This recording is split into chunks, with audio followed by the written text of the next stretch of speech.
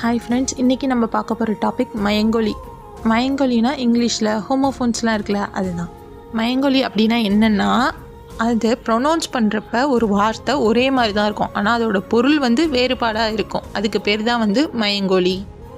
இது தமிழில் மொத்தம் 8 எழுத்துக்கள் இருக்குது. அது என்னென்ன எழுத்துக்கள்னா டன்னகரன, தன்னகரன, ரன்னகரன, அப்புறம் பொதுவான ல, சின்ன ழ, சிறப்பு ல, அடுத்தது இடையின ர, வல்லின ர. இதுதான். இதை எப்படி உச்சரிப்போங்கிறத பார்ப்போம். ந வரிசையில் 3மே நாவின் நுனியில் தான் உச்சரிப்போம். ர வரிசையிலையும் நாவின் நுனியில் தான் உச்சரிப்போம். ல வரிசையில் மட்டும் சிறப்பு ல மட்டும்தான் நாவின் நுனியில் உச்சரிப்போம்.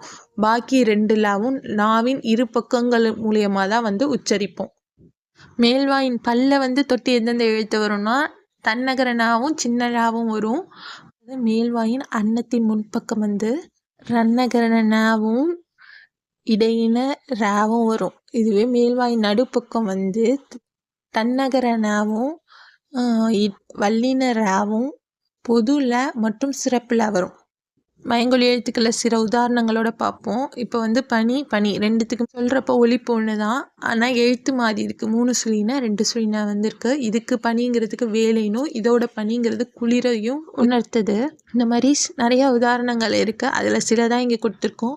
அண்ட் நெக்ஸ்ட் வீடியோவில் நெக்ஸ்ட் டாபிக் பார்ப்போம். Thank you friends. அண்ட் மறக்காமல் நம்ம சேனலை சப்ஸ்கிரைப் பண்ணிடுங்க.